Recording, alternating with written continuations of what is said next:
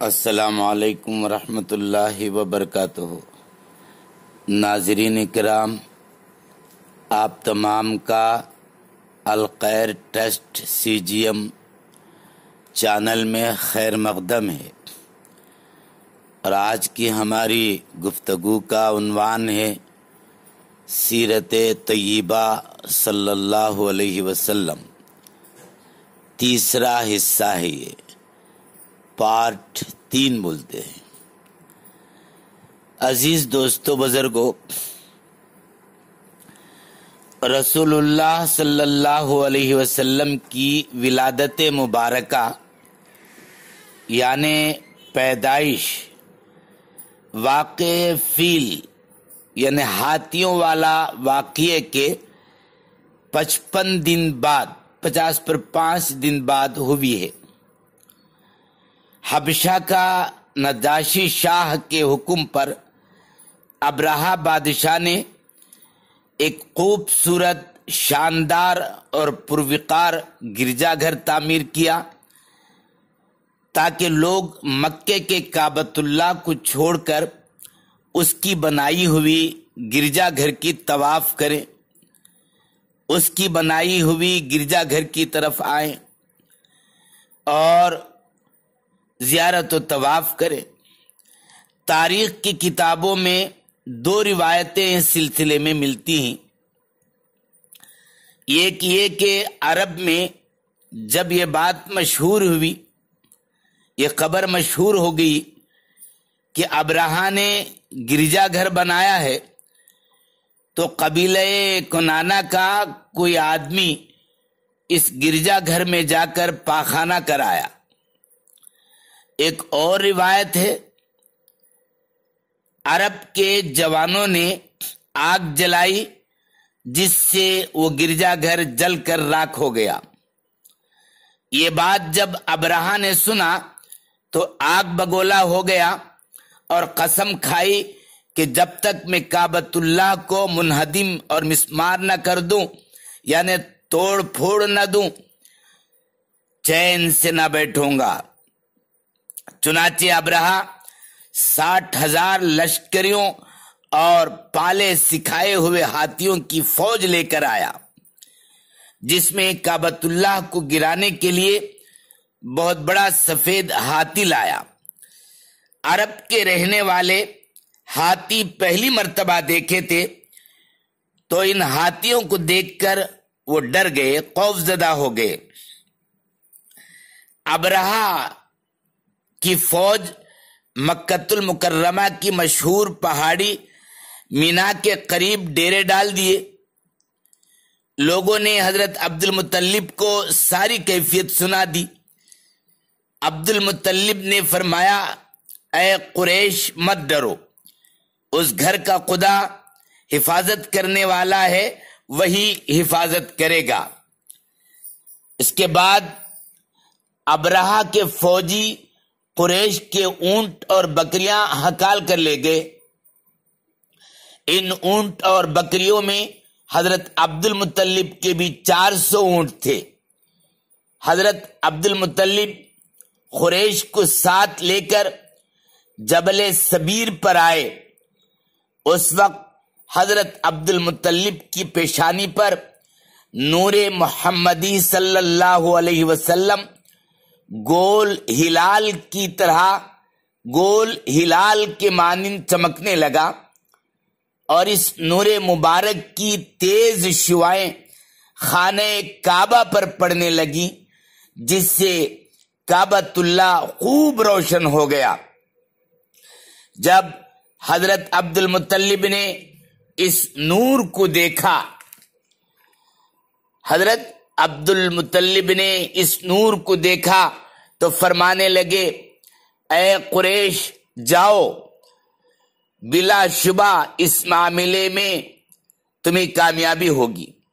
خدا کی قسم، یہ نور مبارک اسی وقت چمکتا ہے جب کہ ہمیں کامیابی اور ظفر مندی حاصل ہوتی ہے۔ اس کے بعد قریش لوٹ گئے۔ ابرہہ کی فوج نے ادھر لوٹا اور خاص طور پر ابرہہ نے ایک آدمی کو بھیجا تاکہ وہ لشکر کو شکست دے۔ جب وہ مکہ مکرمہ میں داخل ہوا اور حضرت عبد المطلب کے چہرے پر نور پر نظر ڈالی تو وہ بے ہوش ہو کر گر پڑا، اور ذبح کے وقت گائے جیسے پکارتی ہے، ڈھکارتی ہے، ایسی آواز اس کے منہ سے نکلنے لگی۔ جب وہ ہوش میں آیا تو حضرت عبد المطلب کو سجدہ کر کے کہنے لگا، میں گواہی دیتا ہوں کہ تم قریش کے سچے سردار ہو۔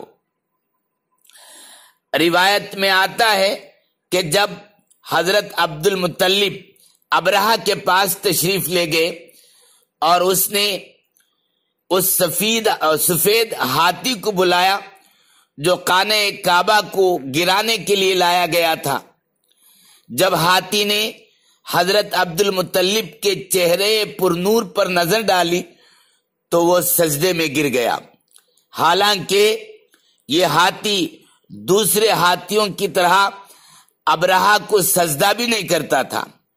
گویا کہ یہ ہاتھی اللہ جل شانہ کے ارادے کے مطابق حضرت عبد المطلب کے آگے سر جھکا کر اپنی زبان سے یہ کہہ رہا تھا کہ سلام ہو اس پر جو اے عبد المطلب تمہارے پشت میں ہے۔ اس ہاتھی کے سر پر ہر چند آنکڑے مارتے تھے مگر وہ ہاتھی زمین سے سر نہ اٹھاتا تھا۔ یاد رکھیے میرے عزیز دوستو بزرگوں، حضرت عبد المطلب اس قدر حسین و جمیل تھے کہ ابرہہ نے آپ کو دیکھا تو تخت پر بیٹھنا بھول گیا اور فرش پہ بیٹھ گیا، اور دونوں رہنما بیٹھ گئے۔ بات چیت شروع ہوئی۔ ابرہہ نے ان کے آنے کا مقصد پوچھا کہ کیوں آئے ہو؟ عبد المطلب نے اپنے مطلب کو، اپنے مقصد کا اظہار کیا کہ تمہارے لشکری ہمارے قبیلے کے لوگوں کے اونٹ پکڑ کر لائے ہیں، میں ان کی شکایت لے کر آیا ہوں۔ ابرہہ نے حکم دیا کہ ان کے اونٹوں کو چھوڑ دیے جائیں۔ حضرت عبد المطلب نے شکریہ ادا کیا اور چلنے کے لیے اٹھ کر کھڑے ہو گئے۔ ابرہہ بڑا حیران ہوا اور کہنے لگا، میں تو آپ کو بڑا سمجھدار اور دانا سردار سمجھتا تھا، لیکن یہ آپ نے کیا کیا کہ اونٹوں کی بات کر دی؟ آپ نے اصل بات تو نہیں کی۔ میں تو آپ کا کعبہ گرانے اور مسمار کرنے آیا ہوں۔ حضرت عبد المطلب بڑے حلیم طبیعت کے تھے۔ انہوں نے نہایت اعتماد کے ساتھ، بڑے بھروسے کے ساتھ جواب دیا، اونٹ ہمارے تھے، اس کی بات ہم نے کی، کعبہ خدا کا گھر ہے، اس کی بات وہ خود تمہارے ساتھ کرے گا۔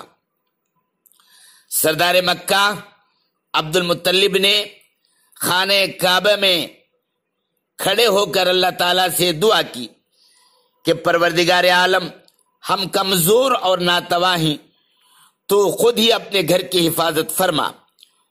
سردار مکہ سارے اہل مکہ کو لے کر پہاڑ پر چلے گئے۔ اب ادھر ہاتھیوں کی فوج کو تیار کیا گیا۔ ایک سکھائے ہوئے، سدھارے ہوئے ہاتھی کو شراب پلا کر آگے لگایا گیا، جس نے کعبۃ اللہ کو ٹکر مار کر گرانا تھا۔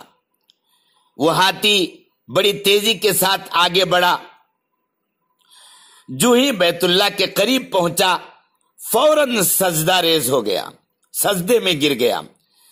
اللہ تعالیٰ نے اپنے محبوب صلی اللہ علیہ وسلم کو بچانے کے لیے بڑے پرندے کبوتروں سے کام لیا، اور ادھر اپنے گھر کو بچانے کے لیے چھوٹے پرندے ابابیلوں سے کام لیا۔ ابرہہ کے حملے کے وقت ابابیل پرندوں کے غول فضا میں آ گئی۔ ابابیلوں کی چونچوں میں معمولی دانوں کے برابر کنکر تھے۔ انہوں نے اللہ تعالیٰ کے حکم سے چھوٹے چھوٹے کنکروں کو دشمن کی فوج اور ہاتھیوں کے اوپر گرایا۔ یہ کنکر جس ہاتھی پر پڑتا وہ 2 ٹکڑے ہو جاتا، جس انسان پر گرتا وہ ٹکڑے ٹکڑے ہو جاتا تھا۔ میرے عزیز دوستو، رسول اللہ صلی اللہ علیہ وسلم کے تشریف لانے سے پہلے آپ کا نور مبارک جو برگزیدہ ہستیوں کے پاس رہا، جہاں رہا وہاں کرامتوں کا ظہور ہوتا رہا، اور اللہ اس نور کی برکت سے کامیابی عطا فرماتے رہے۔ وہی معاملہ جو آج اس وقت آپ نے سنا کہ اللہ نے اس نور محمد صلی اللہ علیہ وسلم کی برکت سے اپنے گھر کی حفاظت فرمائی اور ابرہہ کی فوج کا خاتمہ کر دیا، اور اس کی تفصیل آپ کو سورۃ الفیل میں بھی موجود ہے۔ اللہ پاک ہم سب کو عمل کرنے کی توفیق نصیب فرمائے۔ باقی تفصیل کل انشاءاللہ آپ کے سامنے پیش کرنے کی سعادت مندی حاصل کروں گا۔ دعا ہے کہ اللہ تعالی ہم سب کو رسول اللہ صلی اللہ علیہ وسلم کی سیرت طیبہ پر عمل کر کے اپنی آخرت بنانے کی توفیق نصیب فرمائے، آمین۔ وآخر دعوانا ان الحمد للہ رب العالمین۔ السلام علیکم ورحمۃ اللہ وبرکاتہ۔